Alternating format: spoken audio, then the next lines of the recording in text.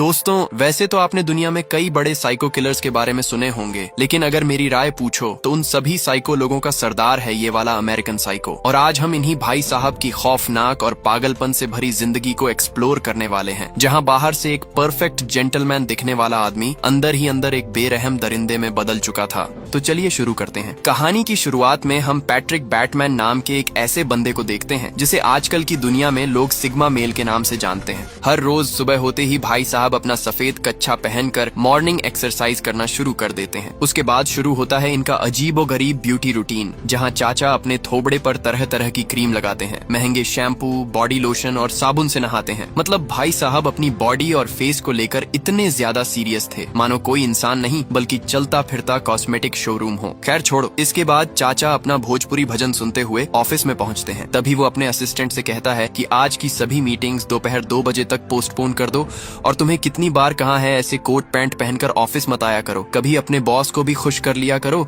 नहीं तो तुम्हारा प्रमोशन कैसे होगा। खैर, अपनी पर्सनल बातें करने के बाद चाचा टीवी में पोगो देखना शुरू कर देता है। ऐसे ही पूरा दिन ऑफिस में पोगो देखने के बाद रात को वो अपनी फियांसी जिया के साथ निकलता है। दरअसल दोनों का एंगेजमेंट पहले से ही हो चुका है, लेकिन दोनों ही एक दूसरे को बिल्कुल भी पसंद नहीं करते। जिया पैट्रिक के रहते दूसरे मर्दों से संबंध बनाती है और इधर पैट्रिक का भी जिया की बेस्ट फ्रेंड ओलिविया के साथ चक्कर चल रहा होता है। मतलब समझ ही सकते हो दोनों ही एक दूसरे को धोखा देने में किस लेवल के एक्सपर्ट हैं। खैर दोस्तों, पैट्रिक चाचा की जिंदगी ऐसे ही चल रही होती है। ऐसे ही एक दिन वो ऑफिस का काम खत्म करके अपने साथी जॉर्ज के साथ अड्डा मार रहा होता है। इसी बीच उसी का एक और साथी पॉल वहाँ आ जाता है। आगे वो सभी को बताता है कि मैंने एक नया विजिटिंग कार्ड बनवाया है, देखकर बताना कैसा है। जैसे ही पैट्रिक उसका कार्ड देखता है उसका दिमाग पूरी तरह से घूम जाता है। दरअसल दोस्तों, पैट्रिक हमेशा से ही हर चीज में सबसे आगे रहना चाहता था, चाहे वो पैसा हो, लुक्स हो या फिर एक विजिटिंग कार्ड ही क्यों ना हो। और जब वो देखता है कि पॉल ने उन सभी लोगों से 1000 गुना ज्यादा क्लासी और हाई क्वालिटी का विजिटिंग कार्ड बनवा लिया है तो उसका अंदर ही अंदर खून खौल उठता है। मौके पर ही वो बिना किसी से कुछ कहे वहाँ से सीधा अपने घर के लिए निकल जाता है। इसी बीच रास्ते में उसे एक भिखारी मिल जाता है। वैसे ही उसका दिमाग पहले से खराब चल रहा होता है, ऊपर से भिखारी उसे बार बार भीख मांगते हुए परेशान करने लगता है। ये सब देख मैट्रिक सीधा अपना चाकू निकालकर उसे स्वर्ग लोक भेज देता है। इतना ही नहीं,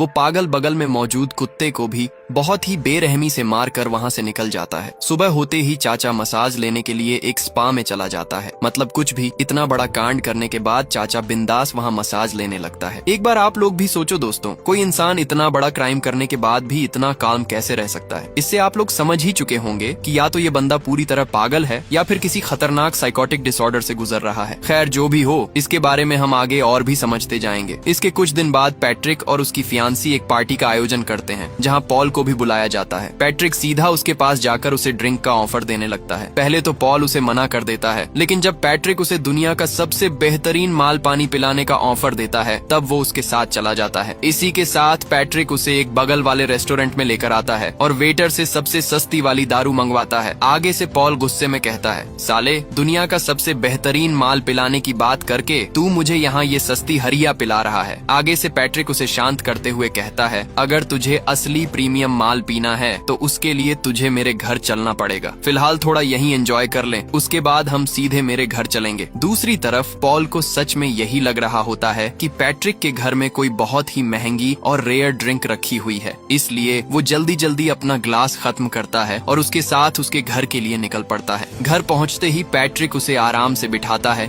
एक म्यूजिक चालू करता है और खुद अंदर जाकर एक प्लास्टिक का रेनकोट पहन लेता है। ये सब देखकर पॉल को थोड़ा अजीब जरूर लगता है, लेकिन तब तक उसे जरा भी अंदाजा नहीं होता कि अगले कुछ सेकंड्स में उसके साथ क्या होने वाला है। इसके बाद पैट्रिक पागलों की तरह डांस करना शुरू कर देता है और इसी बीच वो पीछे से अपना हथियार निकाल लेता है। इससे पहले कि पॉल कुछ समझ पाता, पैट्रिक उस पर बहुत ही बेरहमी से हमला कर देता है और उसे मौत के घाट उतार देता है। मतलब समझ ही सकते हो ये भाई साहब किस लेवल का एक खौफनाक साइको किलर बन चुका था। इसके बाद वह पॉल की लाश को एक बोरी में भरकर घसीटते हुए गाड़ी की डिक्की तक ले जाता है। इसी के साथ वह बॉडी चाबी को गाड़ी में डालकर सीधा पॉल के अपार्टमेंट में चला आता है। दरअसल उसे मारने के बाद पैट्रिक उसके घर की चाबी भी चुरा लेता है। घर में घुसते ही वह एक सूटकेस निकालकर पॉल के पासपोर्ट के साथ साथ उसके कुछ कपड़े भी पैक करने लगता है। इसके बाद वह टेप रिकॉर्डर में पॉल की आवाज की नकल करते हुए उसकी गर्लफ्रेंड के लिए एक वॉइस मैसेज छोड़ देता है कि मैं 4-5 महीनों के लिए लंदन जा रहा हूँ, वापस आते ही तुमसे सीधा कांटेक्ट करूंगा। दरअसल दोस्तों, पैट्रिक ये सब इसलिए कर रहा होता है ताकि पॉल के अचानक गायब होने का असली सच किसी को भी पता ना चल सके। इसके बाद अगले ही दिन से चाचा दोबारा अपने ऑफिस के कामों में लग जाता है। इसी बीच उसकी सेक्रेटरी आकर बताती है कि आपसे मिलने के लिए कोई डोनाल्ड नाम का डिटेक्टिव आया हुआ है। डिटेक्टिव का नाम सुनते ही पैट्रिक का तो होश ही उड़ जाता है। आगे वो अपनी सेक्रेटरी को डरते घबराते हुए उस डिटेक्टिव को अंदर भेजने को कहता है। डिटेक्टिव की ऑफिस में एंट्री होते ही पैट्रिक अपने फोन पर कुछ इस तरीके से बात करने लगता है मानो वो बहुत ही ज्यादा बिजी और किसी इम्पोर्टेंट काम में लगा हुआ हो। खैर, फोन रखते ही डोनाल्ड सीधा पॉइंट पर आता है और कहता है कि मैं पॉल एलन के गायब होने का इन्वेस्टिगेशन कर रहा हूँ। जांच में पता चला है कि वो अभी लंदन में है, लेकिन क्रॉस चेक करने के बाद हमें पता चला कि पॉल लंदन में बिल्कुल भी नहीं है और मैं यहाँ इसलिए आया हूँ क्योंकि उसे आखिरी बार तुम्हारे साथ बैठकर माल पानी पीते हुए देखा गया था। तो मैं जानना चाहता हूँ कि उस रात तुम्हारे साथ पीने के बाद वो किसके साथ गया था। आगे से पैट्रिक इतना ज्यादा डर जाता है कि वो बार बार उसका ध्यान भटकाने के लिए कुछ न कुछ खाने पीने का ऑफर देने लगता है। लेकिन डिटेक्टिव तो डिटेक्टिव है भाई, वो टॉपिक से जरा भी नहीं हटता। आगे से पैट्रिक भी समझ जाता है कि इसे यहाँ से भगाने के लिए कुछ न कुछ बोलना ही पड़ेगा, इसलिए वो उल्टा सीधा बहाने बनाना शुरू कर देता है कि उस रात पीने के बाद मेरा उससे कोई कांटेक्ट नहीं हुआ था, लेकिन हाँ, मुझे इतना पता है कि उसका 4-5 जगह अफेयर चल रहा था और उसने उस रात कुछ ज्यादा ही पी ली थी। शायद किसी ने उसे ठोक दिया हो या फिर कहीं नाली वगैरह में गिर गया हो। आगे से डिटेक्टिव उससे और भी ज्यादा सवाल करने लगता है, लेकिन पैट्रिक उसे रोकते हुए कहता है कि देखिए सर, मेरा बहुत सारा काम पड़ा हुआ है, इसलिए शायद अभी आपको जाना चाहिए, फिर कभी अपॉइंटमेंट लेकर आइएगा। जाते जाते डिटेक्टिव पैट्रिक को कहता है कि अगर उसे किसी भी तरह की कोई इन्फॉर्मेशन मिले तो वो तुरंत उसे इन्फॉर्म करे, क्योंकि अब डिटेक्टिव भी उसके पीछे लग चुका था, इसलिए उसका दिमाग अब पूरी तरह से हैंग हो चुका था। इसी वजह से अपना दिमाग शांत करने के लिए वो रात को सड़क से एक प्रोस्टिट्यूट को उठाता है। इसके बाद वो एक और प्रोस्टिट्यूट को कॉल लगाकर अपने फ्लैट में बुलाता है। मतलब समझ ही सकते हो दोस्तों, इसका एक से काम नहीं चलने वाला था, इसलिए 2-2 प्रोस्टिट्यूट को बुलाया है। इसके बाद क्या होगा ये तो आप सभी को बहुत अच्छी तरीके से पता ही है, इसलिए मैं उतना डिटेल में नहीं जाने वाला। खैर, अपना काम खत्म करने के बाद वो दोनों लड़कियों का पेमेंट देकर वहाँ से भगा देता है। अगले दिन पैट्रिक फिर से अपने दोस्तों के साथ अड्डा मार रहा था। इसी बीच एक और चाचा आकर पैट्रिक को अपना नया विजिटिंग कार्ड दिखाने लगता है। और जैसे कि आप लोगों को तो पता ही है, भाई साहब किसी को भी खुद से बेहतर देखना बिल्कुल बर्दाश्त नहीं कर पाते थे, इसीलिए उसका एक बार फिर अंदर ही अंदर खून खौलना शुरू हो जाता है। वो उस आदमी का पीछा करते करते वॉशरूम तक पहुंच जाता है। वहाँ पैट्रिक ग्लव्स पहनकर उसका गला दबाने के लिए आगे बढ़ता ही है कि तभी कुछ ऐसा हो जाता है जिसे देखकर पैट्रिक का सारा गुस्सा ही गायब हो जाता है। दरअसल सामने वाला चाचा एक गे निकलता है और ऊपर से वो पैट्रिक को भी अपने जैसा ही समझ रहा होता है। यहाँ सच में दोस्तों, पैट्रिक चाचा का रिएक्शन देखने लायक था। आगे वाला भाई साहब तो पैट्रिक से शादी तक की बातें करने लगता है। ये सब देख पैट्रिक चाचा का सारा मर्डर प्लान वहीं ठंडा पड़ जाता है और वो मौके पर ही वहाँ से 9-2-11 हो जाता है। उसका दिमाग यहाँ इतना ज्यादा खराब हो चुका था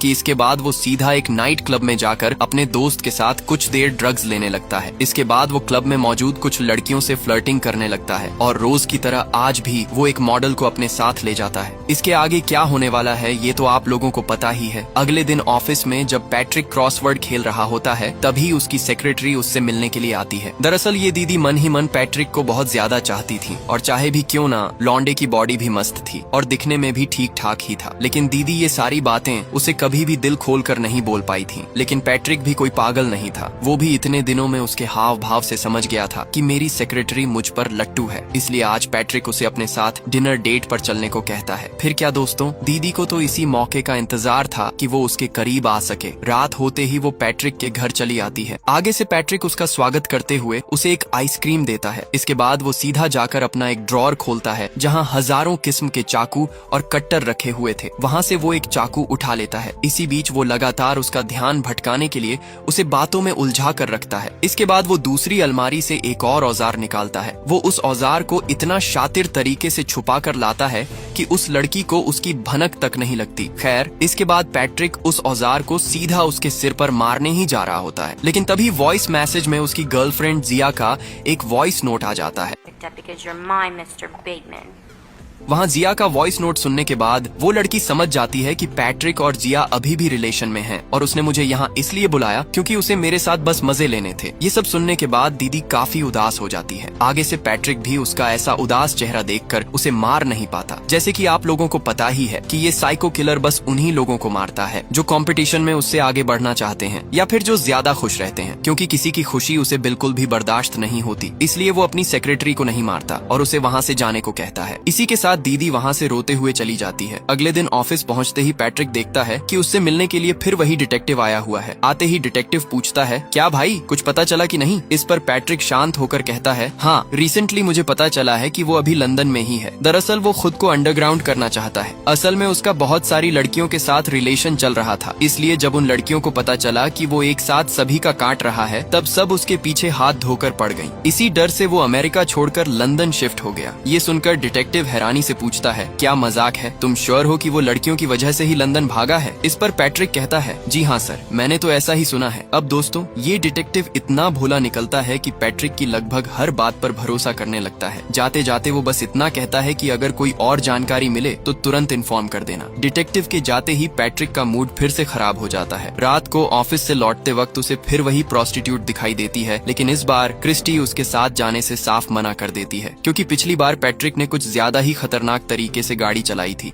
लेकिन पैट्रिक उसे मोटी पैसों की गड्डी दिखाता है, जिसे देखकर क्रिस्टी दोबारा उसके साथ अपार्टमेंट जाने के लिए तैयार हो जाती है। और जैसे कि आप लोगों को तो पता ही है कि ये चाचा का एक से काम नहीं चलता, इसलिए वो पहले से ही एक और प्रोस्टिट्यूट को अपार्टमेंट में बुलाकर रखा था। फिर क्या दोस्तों, हमेशा की तरह वो दोनों लड़कियों से थोड़ी देर बात करता है और जिस काम के लिए उसने दोनों को बुलाया था वो काम करना शुरू कर देता है। लेकिन इस बार वो मौके पर ही एक लड़की को मार देता है। ये दृश्य देखकर दूसरी लड़की वहाँ से धूम दबाकर भागने लगती है, लेकिन तब तक पैट्रिक उस लड़की को खत्म करके अब इसके पीछे लग जाता है। क्रिस्टी भागते भागते अपार्टमेंट के अलग अलग चेम्बर्स में घुसने लगती है, जहाँ बस लड़कियों की कटी हुई डेड बॉडीज टंगी हुई होती हैं। इसी के साथ वो किसी तरह उसके रूम से निकलकर बिल्डिंग में मौजूद दूसरे अपार्टमेंट्स के दरवाजे खटखटाने लगती है, लेकिन कोई भी दरवाजा नहीं खोलता। इसलिए वो ऐसी हालत में ही सीढ़ियों से नीचे उतरने लगती है, लेकिन मौके पर ही वहाँ पैट्रिक पहुँच जाता है। ऊपर से वो सीधा अपना चेन सॉ उस लड़की के ऊपर फेंक देता है, जिससे उस लड़की की मौके पर ही मौत हो जाती है। उस लड़की को मारने के बाद पैट्रिक अपने पैसे निकालने के लिए एक एटीएम में जाता है, लेकिन कार्ड से उसका पैसा नहीं निकल रहा था। एटीएम में एक ही मैसेज बार बार पॉपअप हो रहा था कि एटीएम मशीन को बिल्ली खानी है। लकीली उसके बगल में ही एक बिल्ली पड़ी हुई थी। वो उसे उठाकर मशीन के आगे गोली मारने वाला था, लेकिन तभी ऐसा करते हुए एक बुढ़िया उसे देख लेती है। मौके पर ही वो बिल्ली को छोड़कर बुढ़िया को ही ठोक देता है। इतना तेज गोली की आवाज सुन वहाँ पुलिस भी पहुँच चुकी थी। इसी के साथ पैट्रिक तुरंत वहाँ से भागकर पार्किंग में अपनी गाड़ी खोजने लगता है, लेकिन तभी दो पुलिस ऑफिसर्स की गाड़ियाँ उसे आगे से घेर लेती हैं। एक इंस्पेक्टर उस पर बंदूक तानते हुए कहता है कि तेरा खेल खत्म, अभी सरेंडर कर दे। लेकिन पैट्रिक उसका कोई भी बात नहीं सुनता और वहाँ मौजूद ऑफिसर्स को गोलियों से ठोकना शुरू कर देता है। इस फायरिंग के बीच एक गोली जाकर सीधा ऑफिसर की गाड़ी की टंकी में लग जाती है, जिससे वहाँ जोरदार ब्लास्ट हो जाता है। ऐसा खतरनाक दृश्य देखकर पैट्रिक खुद भी बुरी तरह घबरा जाता है और किसी के आने से पहले ही वहाँ से दोबारा भाग निकलता है। इसके बाद वो गलती से अपना अपार्टमेंट समझकर किसी दूसरे अपार्टमेंट में घुस जाता है। जब सिक्योरिटी उससे नाम रजिस्टर करने को कहता है तो पैट्रिक बिना कुछ सोचे समझे अपनी बंदूक निकाल कर उसे भी ठोक देता है, क्योंकि दोस्तों यहाँ तक आते आते चाचा का दिमाग पूरी तरह से खराब हो चुका था। उसे खुद समझ नहीं आ रहा था कि वो कर क्या रहा है। अब उसके सामने जो भी आ रहा था वो उसे गोली मारते हुए आगे बढ़ रहा था। ऐसे ही पागलों की तरह भागते भागते कुछ देर बाद वो आखिरकार अपने अपार्टमेंट तक पहुंच जाता है, लेकिन रूम में घुसते ही वो बाहर देखता है कि उसे पकड़ने के लिए मिलिट्री तक पहुंच चुकी है। ये देख वो तुरंत अपने लॉयर को कॉल लगाता है और घबराहट में कहता है कि उसने लगभग 30 से 40 लोगों को मौत के घाट उतार दिया है। इतना ही नहीं, वो ये भी बताता है कि किस तरीके से उसने कुछ लड़कियों के बॉडी पार्ट्स को भी काट कर खाया है। दरअसल वो ये सब अपने लॉयर को इसलिए बता रहा था ताकि वो उसे बचाने के लिए हर मुमकिन कोशिश कर सके। इसके बाद वो कॉल पर ही उससे मिलने की बात कहता है। खैर, अगली सुबह अपना मॉर्निंग रूटीन खत्म करने के बाद वो सीधा पॉल एलन के अपार्टमेंट की तरफ निकल जाता है। वहाँ पहुंचकर वो देखता है कि पॉल का घर पूरी तरह खाली पड़ा हुआ है। तभी एक लेडी आकर उसे बताती है कि ये घर ऑलरेडी सेल हो चुका है, इसलिए आप यहाँ से चले जाइए। इस पर पैट्रिक हैरानी से कहता है कि मेरा दोस्त पॉल एलन यहाँ रहता है, उसकी इजाजत के बिना आप लोग ये घर कैसे बेच सकते हो। तब वो लेडी साफ शब्दों में कहती है कि यहाँ पॉल एलन नाम का कोई आदमी नहीं रहता, इसलिए तुम यहाँ से तुरंत निकल जाओ। ये सब सुन पैट्रिक तो अंदर से पूरी तरह हिल जाता है। वो बिना कोई बहस किए वहाँ से सीधा बाहर निकल आता है। बाहर आते ही रोते हुए अपनी सेक्रेटरी को कॉल लगाता है और कहता है कि आज वो ऑफिस नहीं आ पाएगा। लेकिन दूसरी तरफ सेक्रेटरी लगातार उसे ऑफिस आने के लिए बोल रही होती है क्योंकि बहुत सारा काम पड़ा हुआ था। उसकी बातें सुन पैट्रिक और ज्यादा चिढ़ जाता है। वो गुस्से में कॉल काटता है और सीधा बार में अपने दोस्तों के पास चला जाता है। वहाँ कुछ देर बैठने के बाद उसका लॉयर हावर्ड भी वहाँ पहुँच जाता है। उसे देखते ही पैट्रिक तुरंत उसके पास जाकर पूछता है, कल मैंने तुम्हें वॉइस नोट भेजा था, तुम्हें मिला कि नहीं? इस पर हावर्ड हंसते हुए कहता है, कल कितना चढ़ाकर मैसेज भेजा था बे। खैर स्टोरी तो बढ़िया थी लेकिन एंडिंग बहुत बेकार थी। ये सुनते ही पैट्रिक पूरी तरह भड़क जाता है क्योंकि हावर्ड ने उसकी सारी बातों को मजाक समझ लिया था। इसके बाद वो गुस्से में कहता है, अरे भाई वो सब मजाक नहीं था, मैंने ही पॉल एलन को मारा है, साथ ही बाकी के 30 से 40 लोगों को भी ऐसे ही खत्म कर दिया, इसलिए मुझे बचाने के लिए तुरंत प्रिपरेशन लो। लेकिन हावर्ड उसकी बात सुनकर आराम से कहता है, क्या बकवास कर रहे हो, मैं तो 2 दिन पहले ही पॉल एलन के साथ बैठकर माल पानी पी रहा था। ये सुनते ही पैट्रिक के पैरों तले जमीन खिसक जाती है क्योंकि पॉल को तो उसने अपने हाथों से मारा था, फिर वो अभी तक जिंदा कैसे हो सकता है? और अगर उसने सच में इतने लोगों को मारा था तो अब तक पुलिस या मिलिट्री उसे पकड़ने क्यों नहीं आई? दरअसल दोस्तों, इतने दिनों से पैट्रिक जिन लोगों को मार रहा था वो सब उसकी हेलुसिनेशन थी। असल में वो जिन लोगों को पसंद नहीं करता था उन्हें अपनी इमेजिनेशन में ही मारता रहता था। यानी इतने दिनों से उसका दिमाग और रियलिटी पूरी तरह आपस में उलझ चुके थे। तो दोस्तों, आज की कहानी कैसी लगी कमेंट में जरूर बताना और मेरी बाकी वीडियोस भी जरूर चेकआउट करना। आपका बहुत बहुत धन्यवाद।